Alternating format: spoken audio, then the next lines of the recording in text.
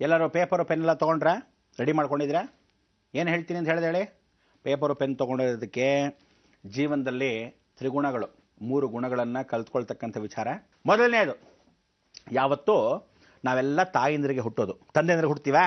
ಸಾಧ್ಯ ಇಲ್ಲ. ಹೆಣ್ಣಿಗೆ ಗರ್ಭಜನನ, ಅದಕ್ಕೆ ಹೆಣ್ಣಿನ ಮುಖಾಂತರ ಬರ್ತಕ್ಕಂಥದ್ದು ಮೊದಲನೇ ಕರ್ತವ್ಯ ತಾಯಿಗೆ. ಅದಕ್ಕೆ ತಾಯಿ ಸ್ಥಾನ ಎಲ್ಲಿಂದ ಪ್ರಾರಂಭ? ಆಗ ನಾವು ಯಾವತ್ತೂ ತಿಳ್ಕೊಳ್ಳಿ, ನಾವು ಪೂರ್ವ ಅಂತ ನೋಡಿದಾಗ ಮೇಷರಾಶಿಯಿಂದ ನೋಡ್ತೀವಿ. ಆದರೆ ತಾಯಿ ಮುಖಾಂತರದ ಚಂದ್ರನ ನೋಡಿದಾಗ, ಚಾಂದ್ರಮಾನ ಯುಗದಲ್ಲಿ ನೋಡಿದಾಗ, ಚಂದ್ರನ ಮುಖಾಂತರವಾಗಿ ಗೋಚಾರ ಅಂತ ನೋಡಿದಾಗ ಪೂರ್ವವನ್ನು ಸಿಂಹರಾಶಿಯನ್ನು ತಗೊತೀವಿ. ಅದಕ್ಕೋಸ್ಕರ ಪೂರ್ವದಲ್ಲಿ ತಾಯಿಯ ಮುಖಾಂತರ ಜಗತ್ತಿನ ಜನನಿ ಅಂದರೆ ಜಗನ್ಮಾತೆಯ ಜನನವನ್ನು ಭೂಲೋಕದಲ್ಲಿ ತಾಯಿ ಮುಖಾಂತರ ನಾವುಗಳು 9 ತಿಂಗಳು 9 ನವರಂಧ್ರಗಳ ಮುಖಾಂತರವಾಗಿ ಅಷ್ಟು ಕರ್ಮಗಳು. ನೀವು ಒಳ್ಳೆಯದನ್ನು ನೋಡಬಹುದು, ಎಷ್ಟು ಕೆಟ್ಟದನ್ನ ಅಂದರೆ ಜಗತ್ತಲ್ಲಿ ದೊಡ್ಡ ನರಕ ಯಾವುದೇ? ತಾಯಿ ಗರ್ಭದಲ್ಲಿ ಇರತಕ್ಕಂಥ ನರಕ. ಅಂಥ ನರಕ ಬೇಡಪ್ಪ, ಇನ್ನು ಜನ್ಮದವ್ರು ಬೇಡಪ್ಪ. 9 ತಿಂಗಳು ಆ ಕೆಸರಲ್ಲಿ, ಅಲ್ಲಿರ್ತಕ್ಕಂಥ ಕೊಳಕಲ್ಲಿ ಅಲ್ಲೆಲ್ಲ ಹುಟ್ಟಿ ಬೆಳೆದು ಅಣುಗಳು ಬೆಳೆದು ನಿಂತು ಇಷ್ಟೆಲ್ಲ ಅವಳು ಕಾಪಾಡಿ ಎಷ್ಟು ಚೆನ್ನಾಗಿ ಆ ಮಗುನ ಹೊರಭಾಗದಲ್ಲಿ ಶುಚಿರ್ಭೂತವಾಗಿ ಕೊಡಬೇಕಾದ್ರೆ, ಅವಳಿರ್ತಕ್ಕಂಥ ಮಾನಸಿಕ ಪರಿಸ್ಥಿತಿ ಅದರೊಳಗೆ ಹೋಗಬೇಕಾದ್ರೆ ಅವಳಿಗೆ ಅಕಸ್ಮಾತ್ ಕೆಟ್ಟ ಗುಣಗಳಿದ್ರೆ ಈ ಮಗು ಕೆಟ್ಟ ಗುಣಗಳು, ಅವಳು ಒಳ್ಳೆಯದಾದರೆ ಒಳ್ಳೆಯ ಗುಣಗಳು, ಅಥವಾ ಸಾತ್ವಿಕ ಗುಣ ಇದ್ದರೆ ತಮೋ ಗುಣ ಇದೆಯೋ ರಜೋಗುಣ ಇದೆಯೋ ದೇವರೇ ಬಲ್ಲ.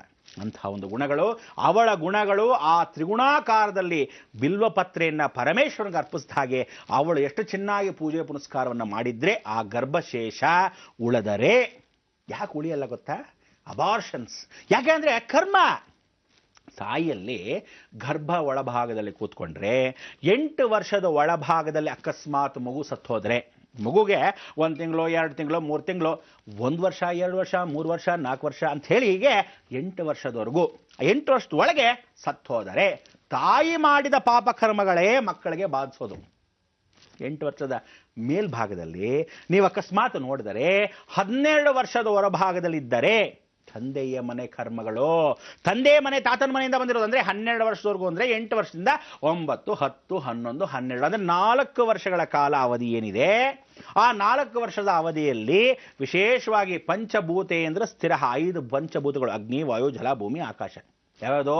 9, 10, 11, 12 ಆ 4 ತತ್ವಗಳನ್ನು ಪರಿಪೂರ್ಣವಾಗಿ ಚತುರ್ವೇದಗಳು ಅಂತ ಕರಿತೀವಿ. ಈ ಚತುರ್ವೇದದ ಮುಖಾಂತರ ತಂದೆಯ ಮುಖಾಂತರವಾಗಿ ಗಾಯತ್ರಿ ಉಪನಿಷತ್ತಲ್ಲಿ ಏನು ಹೇಳುತ್ತೆ? ತಂದೆಯ ಮುಖಾಂತರ ಸಾವು. ಈ ರೀತಿ 12 ವರ್ಷದೊಳಗೆ ಒಂದು ಮಗು ಸತ್ತರೆ, ಒಂದು ಹುಡುಗ ಸತ್ತರೆ, ಒಂದು ಹುಡುಗಿ ಸತ್ತರೆ ದೋಷಗಳು ತಂದೆ ಮನೆದು. ಅದಕ್ಕೋಸ್ಕರ ಯಾವತ್ತು ಮಕ್ಕಳು ಸಾಯ್ತೀವಿ, ಯಾವತ್ತು ಸಾಯ್ತಾರೆ ಅಂದರೆ ಆ ಕರ್ಮಶೇಷವನ್ನು ಬೇಗ ಹೊಟ್ಟೋದ್ರೆ, ಹೋದ ಜನ್ಮದ ಅರ್ಧ ಇತ್ತು ಬೇಗ ಮುಗಿಸ್ಕೊಂಡು ಹೊಟ್ಟೋಯ್ತು, 1 ತಿಂಗಳಿಗೆ ಮಗು ಸತ್ತೋಯ್ತು ಅಂದರೆ ತಲೆ ಕೆಡಿಸ್ಕೋಬಾರ್ದು ನೀವು. ಹೋದ ಜನ್ಮದ ಪಾಪ ಸ್ವಲ್ಪ ಬೇಗಿತ್ತು, ಹುಟ್ಟುತ್ತೋ ಸತ್ತೋಯ್ತು ಹೊಟ್ಟೋಯ್ತು, ಕಾಲ ತೀರ್ಸ್ಕೊಂಡ್ಬಿಟ್ರು. ಹಾಗೆ ನಾವುಗಳನ್ನು ಪುಣ್ಯ ಪಾಪಗಳನ್ನು ಎಷ್ಟು ಚೆನ್ನಾಗಿ ಮಾಡಿದ್ರೆ ಫಿಕ್ಸೆಡ್ ಡಿಪಾಸಿಟ್, ನೆಕ್ಸ್ಟ್ ಜನ್ಮದಲ್ಲಿ ಹುಡ್ತೀವೋ ಬೇಡವೋ ಅನ್ನೋದು ಸಾಕಾಗುತ್ತೆ. ಮತ್ತೆ ಜನ್ಮ ಬೇಡ ಅಂದರೆ ಈ ಜನ್ಮದಲ್ಲಿ ಶುಚಿರ್ಭೂತವಾಗತ್ತೆ ಕಲ್ತ್ಕೊಳ್ಳಿ, ಜಗನ್ಮಾತೆನ ಸ್ಮರಣೆ ಮಾಡ್ಕೊಳ್ಳಿ. ಅದಕ್ಕೋಸ್ಕರ ಎಲ್ಲಿರ್ತಾಳೆ ಜಗನ್ಮಾತೆ ಅನ್ನೋದು ನಾವು ತಿಳ್ಕೋಬೇಕು. ತಿಳ್ಕೊಳ್ಳೋಕ್ಕೆ ನೀವೆಲ್ಲ ರೆಡಿ ಇದ್ದಾರೆ?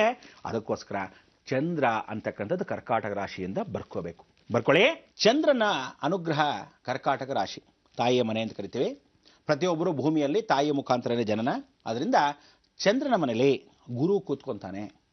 ಯಾವಾಗ ಚಂದ್ರನ ಮನೆಯಲ್ಲಿ ಗುರು ಕೂತ್ಕೊಂತಾನೆ ಕರ್ಕಾಟಕ ರಾಶಿಯಿಂದ ಪ್ರಾರಂಭವಾಗುತ್ತೆ. ಗುರು ಕೂತ್ಕೊಂಡಾಗ ಗುರು ಬಲ ಬರುತ್ತೆ. ಗುರು ಮತ್ತು ಚಂದ್ರ ಇಬ್ಬರು ಒಟ್ಟಿಗೆ ಇದ್ದಾಗ ಗಜಕೇಸರಿ ಯೋಗವಾಗುತ್ತೆ. ಆ ಗಜಕೇಸರಿ ಯೋಗವನ್ನು ಕೊಡೋಕ್ಕೆ, ಆ ಯೋಗ ನಿದ್ರೆಯಿಂದ ಪರಿಪೂರ್ಣ ಅನುಗ್ರಹವನ್ನು ಕೊಡ್ತಕ್ಕಂಥ ತಾಯಿ ಗುರುವಾಗಿ ಕೂತ್ಕೊಂತಾಳೆ. ಅದಕ್ಕೆ ಮಾತೃದೇವೋಭವ.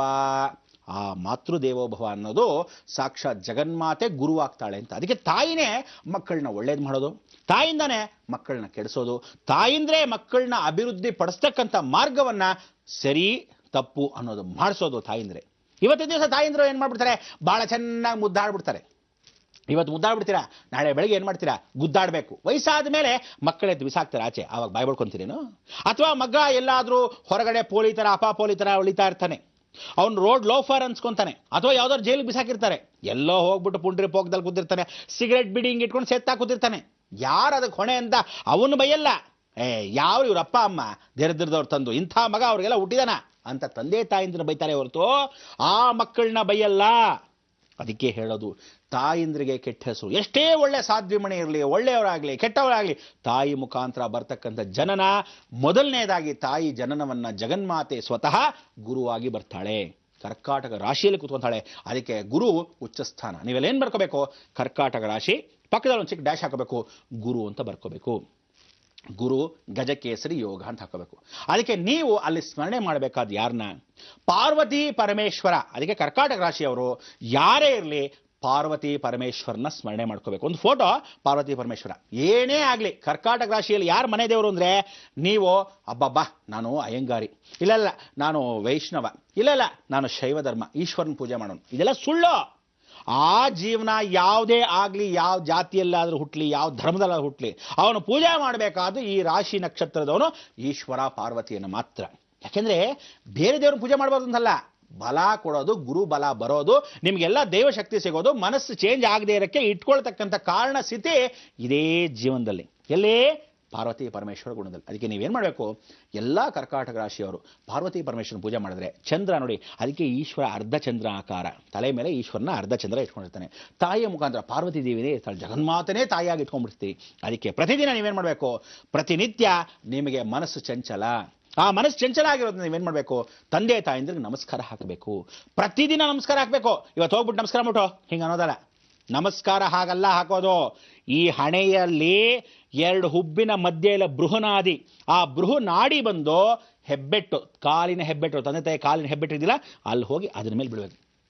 260 ಡಿಗ್ರೀಸ್ ಸ್ಪೀಡಲ್ಲಿ ಜಕ್ ಅಂತ ನಮಸ್ಕಾರ ಮಾಡಿದ ಹಾಗೆ ನಿಮಗೇನು ಅಂದರೆ 15,000 ಹಾರ್ಸ್ ಪವರ್ ಕೊಡ್ತಾಳೆ. ಅಂದರೆ ಒಂದು ತಾಯಿ ಒಂದು ಮಗನ ಜನ್ಮ ಕೊಡ್ತಾಳೆ, ಇನ್ನೊಂದು ಮಗಳು ಕೊಟ್ಟಿರ್ತಾಳೆ. 10 ಮಕ್ಕಳಿರಲಿ, 10 ಮಕ್ಕಳಿಗೂ 15,000 ಹಾರ್ಸ್ ಪವರ್ ಕೊಟ್ಟಿರ್ತಾಳೆ ತಾಯಿ. ಅವಳಿಗೆ ಅಷ್ಟು ಶಕ್ತಿ ಅಂತೆ. ಅಂಥ ಒಂದು ದೈವಶಕ್ತಿಗೆ ನೀವು ನಮಸ್ಕಾರ ಮಾಡಿದಾಗ ತಾಯಿಗೆ ಅಕಸ್ಮಾತ್ ಫಿಕಲ್ ಮೈಂಡ್ ಬಂದ್ರೆ, ಯಾವಾಗಾದ್ರು ಕೋಪಗೊಂಡಿರ್ತಾರೆ ಅಥವಾ ಒಳ್ಳೆ ಮಾಡಿರ್ತಾರೆ, ಹೇಳಿದ್ನೇ ಹೇಳ್ತಿರ್ತಾಳೆ, ಇಲ್ಲ ಮಕ್ಕಳನ್ನ ಬೈತಾ ಇರ್ತಾಳೆ, ಹೆಣ್ಮಕ್ಳನ್ನೇ ಜಾಸ್ತಿ ಬೈತಿರ್ತಾಳೆ, ಗಂಡು ಮಕ್ಕಳನ್ನೇ ಬೈತಿರ್ತಾಳೆ, ಹೇಳೋಕ್ಕಾಗಲ್ಲ. ಆ ತಾಯಿಯ ಗುಣಗಳನ್ನು ಸರಿಪಡಿಸೋದು ನೀವು ನಮಸ್ಕಾರ ಮಾಡಿದಾಗ. ಅದೇ ರೀತಿ ನಿಮ್ಮ ಟೈಮ್ ಸರಿ ಇಲ್ದಿದ್ದಾಗ, ಮನಸ್ಸು ಸರಿ ಹೋಗಬೇಕಾದ್ರೆ ನಿಮ್ಮ ಮನಸ್ಥಿತಿಗೆ ಶಕ್ತಿಯನ್ನು ಕೊಡ್ತಕ್ಕಂಥ ತಾಯಿಯನ್ನು. ಅದಕ್ಕೋಸ್ಕರ ತಾಯಿ ಋಣವನ್ನು ತೀರ್ಸಕ್ಕೆ ಸಾಧ್ಯವೇ ಇಲ್ಲ ಜನ್ಮದಲ್ಲಿ. ನೀವು ಆ ತಾಯಿ ತಂದೆ ಇಬ್ಬರು ಸೂರ್ಯಚಂದ್ರ ಇದ್ದ ಹಾಗೆ, ಆ ಚಂದ್ರಾರ್ಕ ಇದ್ದ ಹಾಗೆ ಪಾರ್ವತಿ ಪರಮೇಶ್ವರ ಅಂತ ನಿಂತ್ಕೊಂಡಾಗ ಜಗತಪಿತಂ ವಂದೇ ಪಾರ್ವತಿ ಪರಮೇಶ್ವರಂ, ಅಲ್ಲಿ ಜಗನ್ಮಾತೆ ಗುರು ಅನುಗ್ರಹದಲ್ಲಿ ದರ್ಶನವನ್ನು ಕೊಡ್ತಾಳೆ. ನೀವು ನಮಸ್ಕಾರ ಮಾಡಬೇಕು. ನಮಸ್ಕಾರ ಮಾಡ್ತಾ ಇರಿ. ಮಿಕ್ಕಿ ವಿಚಾರ ಹೇಳಬೇಕು. ಬೇರೆ ಗ್ರಹಕ್ಕೆ ಹೋಗ್ಬೇಕು. ಇನ್ನೂ 9 ಗ್ರಹ ಇದೆ. ಪ್ರತಿಯೊಂದು ವಿಚಾರಪೂರ್ವಕವಾಗಿ ಹೇಳಿದಾಗ ಹಣೆ ಬರಕ್ಕೆ ಟೈಮು ಏನಾಗುತ್ತೆ ಎತ್ತ ಅಂತ ಗೊತ್ತಾಗಲ್ಲ.